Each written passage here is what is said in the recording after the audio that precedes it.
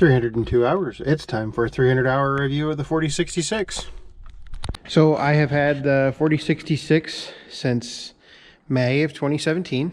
It's a 4066R. Actually, July of 2017. I ordered it in May of 2017. Now is October of 2020, and it has 300 hours on it. I think now is a good time to do a review of the machine itself, tell you what I think about it. So a couple things that, and I'm sorry for the wind, it is what it is. It's South Dakota. So overall, love it. I don't think I would change anything. I do think I would order a couple other things. If you go back and look at my 100-hour review, and you look at my, I think I did 150-hour and a year and 2-year review.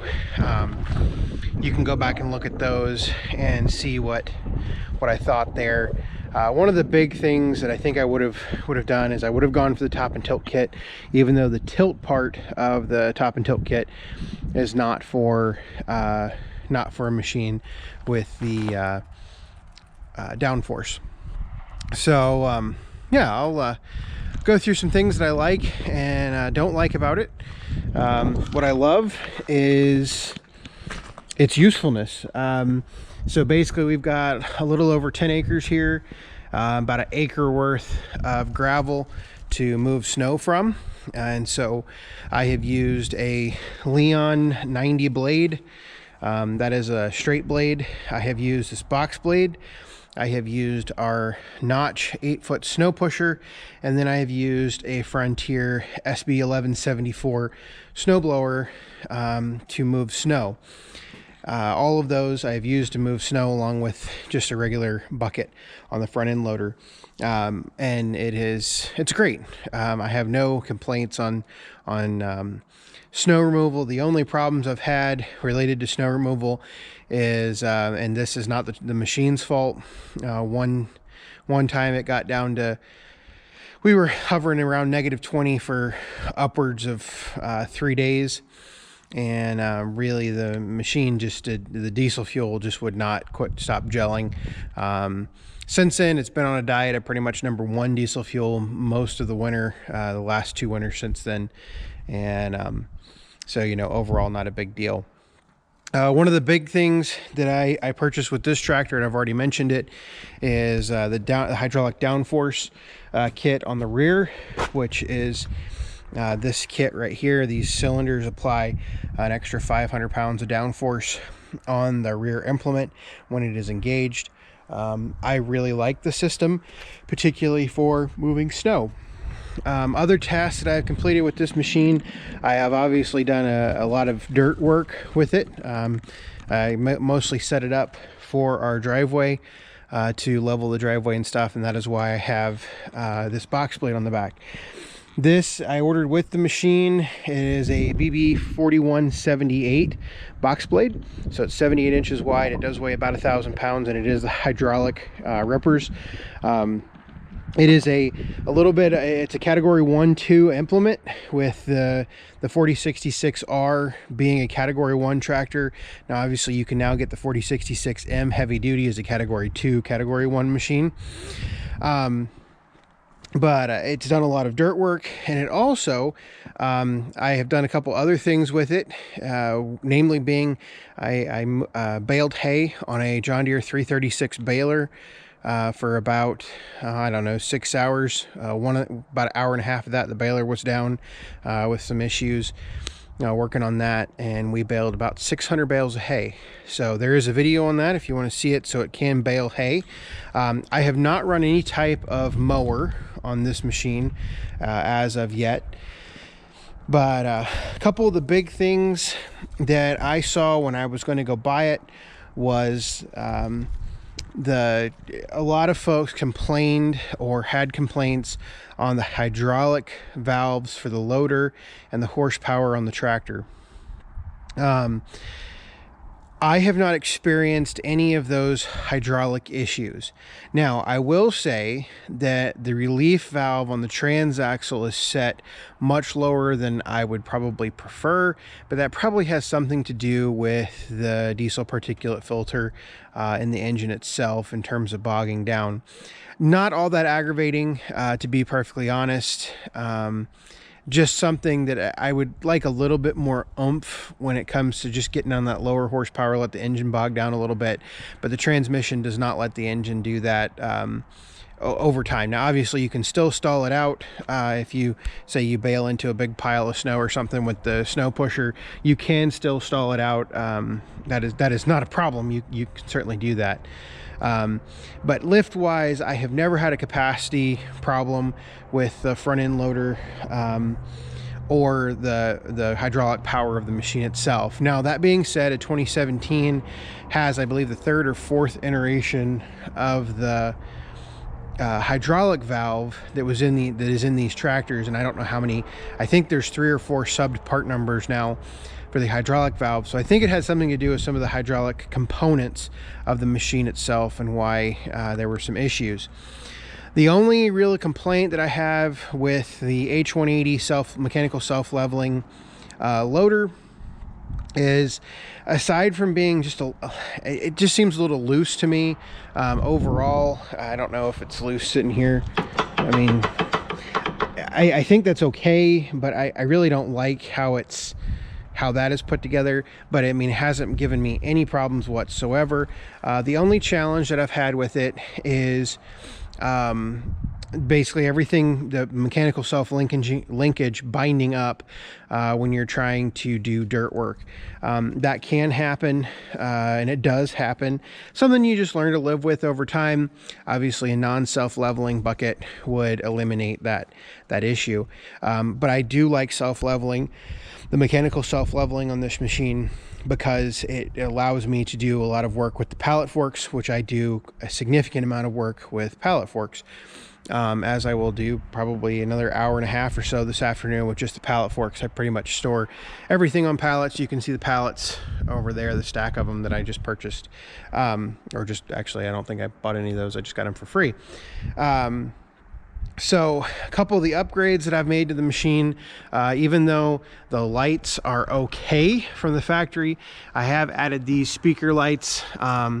And this was we just tapped into the existing wiring harness in the cab in the roof of the tractor, and then we built these brackets right here, and then these lights go on there.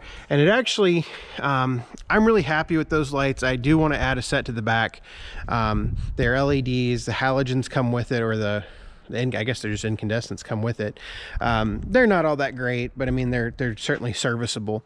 The other upgrade that I've done this machine is I have added this electric actuator for the skid steer plate. To me, I really enjoy having the skid steer plate, because then I can go out and I can buy any skid steer attachment compared to buying something that's John Deere specific. So for instance, this spring I went out and I purchased just 2 skid steer buckets to try them out, 178 and 172 inch. I'll actually be getting rid of the 72 inch here pretty quick in favor of the 78. Just because I wanted to try them out. Well, if I wanted to try out buckets from John Deere, I want to say each one of those buckets was like $500. Meanwhile, a Deere bucket was close to $1,000 for the heavy duty version. The only warranty issues that we've had with this machine is Deere actually sent me a recall on it. It had a recall for some cab bolts, which they came out and replaced. Basically, I just parked the machine outside. They came out, replaced the cab bolts, and no worries there. The only other thing is, right after it was delivered, it had a pinhole in the reservoir for the overflow reservoir for the radiator. Other than that, I haven't had any issues with it. My dealer has been, which my dealer is Kibble Equipment. If you see right there, their name is on it. So, I mean, they've been great about it. The only thing that I will do this winter is we are going to put the new rear wiper on this machine. The rear wiper, the wipers in general are terrible, absolutely awful on this tractor, and I think that's a pretty pretty common problem for this machine, is for people to complain about the wipers.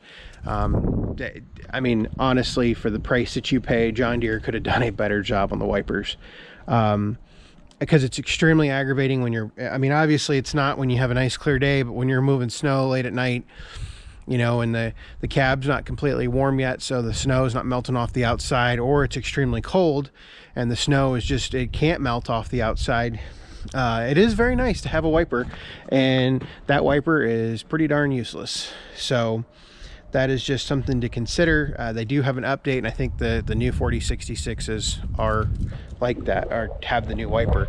Now recently I've got several questions from folks. I guess over the last 3 or 4 months I have received a lot of questions on folks asking about lift capacity on this machine.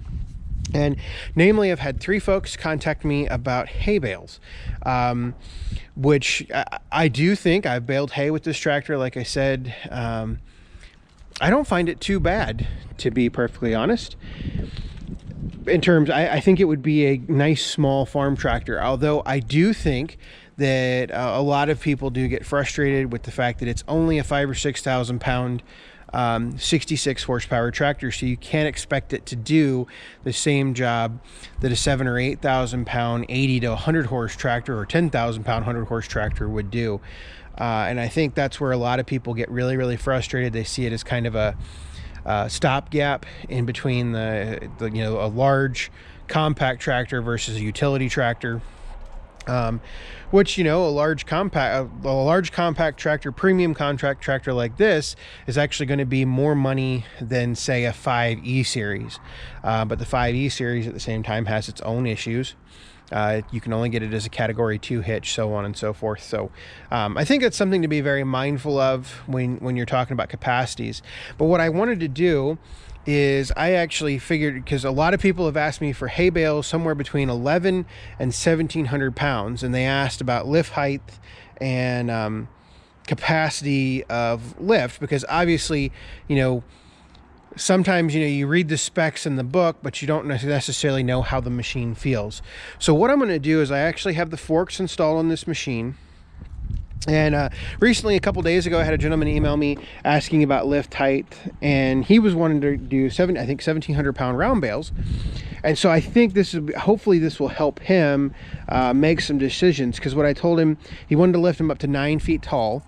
Lift capacity with this pallet fork right here is I can get things about 10 feet in the air.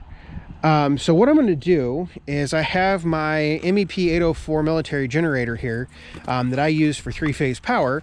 But what I wanted to show you is this thing has a dry weight of 1,885 pounds. And so I figured it would be a really good representation of a heavier load on this machine. And so what I'm going to do is I'm actually just going to set the camera up, and I'm going to pick it up in the air, and then I'm going to get out and we'll measure some height and everything else on it. And I'll just tell you about my overall stability of the machine itself. So what I'm going to do is I'm going to set the camera up and put the forks in it, and we'll lift it up in the air. You can watch me do that, and then we'll get out and we'll measure everything out.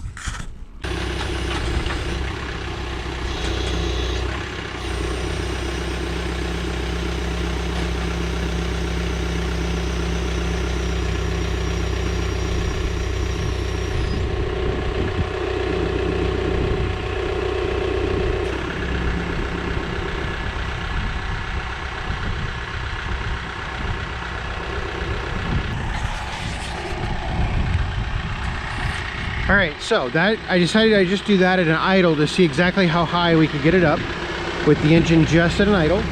Now obviously, if you're moving a lot of hay or something like that, you're probably going to want it, you're going to have the engine at a higher RPM. So what I'm going to do is, because I'm not going to be able to do this one-handed, I'm going to set the camera right here on the wheel.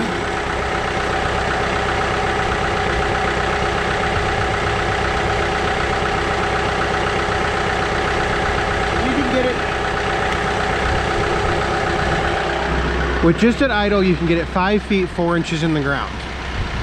So now, let's see if we can get 1,800 pounds full 10 or 11 feet in the air. which will require some more horsepower. So I'm going to go set the camera back down and see what we can do.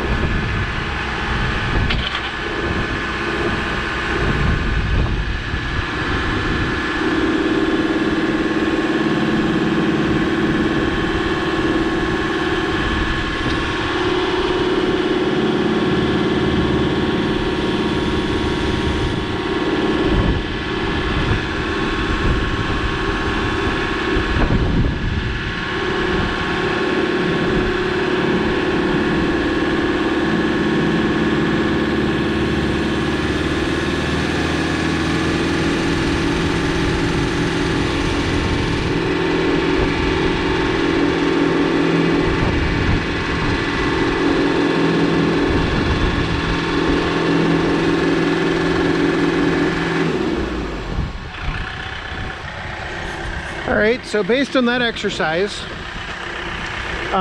basically every increase in RPM was 300 RPM. I started off at 13, then went to 16, then 19, then 2200, and then 2500 RPM.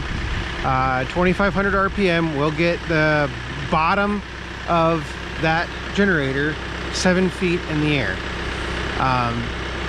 Now, that generator probably weighs closer to 2,000 pounds because the dry weight, as we said, was 1885. Well, it's got, we'll do some math here real quick. Let me get it back down on the ground. But you saw how the hydraulics operated, and you saw how the mechanical self-leveling worked. All right. So we've got fuel, which I don't know how much fuel is on board.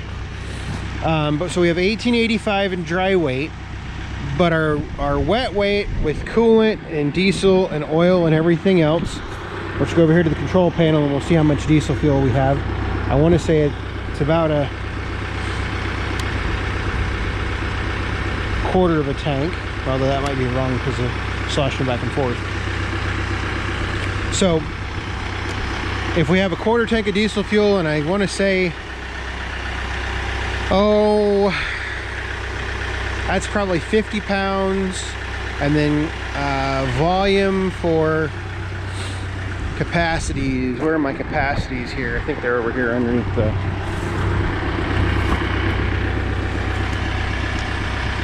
capacity. We got oil, 5 quarts, 14 gallons for a fuel tank. So now we can figure out how much fuel we have. 8 quarts for the radiator, so 2 gallons for the radiator. There's another 16 pounds, plus all the crap that's in the bottom of this thing, dirt, debris over time. You know, I would say I would guess you're probably pushing 2,000 pounds trying to lift in the air. I obviously have it extremely close to the forks themselves. So, you know, if you lose 700 pounds from that to get to 1,700 pounds, I think you could probably get something 8 feet in the air. Would I want to drive with it very far, that high in the air? Probably not. But I mean, this thing, I've moved this generator all around our property, 3-4 feet in the air just fine, no issues. So hopefully that helps somebody make a decision in terms of, you know, weight, capacities, things along those lines. This machine will deadlift quite a bit. I have lifted a full 500-gallon propane tank, so that's 400 gallons of propane plus the tank itself. I got it about 12 inches off the ground, which is as high as we needed. It probably would have taken it a little higher, and we only needed to move it 3 feet. So the propane guy and I did that here at the house. You know, so weight-wise, I mean, it's got a decent capacity for what it is. Honestly, I don't think I would want to put more than about 2,000 pounds on the forks, because the rear end starts to get light. I mean, even though I've got the 4 weights on the back, so 2 on each side, plus I've got the 1,000-pound grade box back there, it's still, I mean, you're dealing with a weight, you're dealing with a ton out in front of the machine, and so think about how much a ton weighs, and you think about a truck or something like that, and you're putting out in front of a 5,000-pound machine. So I'm not unhappy with that performance. Some people might be, but honestly, I think if you're going to put that much more weight in the air, you need a bigger machine. You need a decent safety margin on that particular setup. So will it move round bales? I think absolutely, without a problem, without a doubt, no problems there. Will it get them 9 feet in the air? I don't know. It probably could at 1,700 pounds, but I think if you go much higher than that, as we showed with our 1,885-pound dry weight generator, you're going to start losing lift height, and so something to think about. So 300-hour review on the 4066. If I had the chance, if I had to redo what I had done, I probably would buy the same tractor. I spent about, I'll turn it off real quick.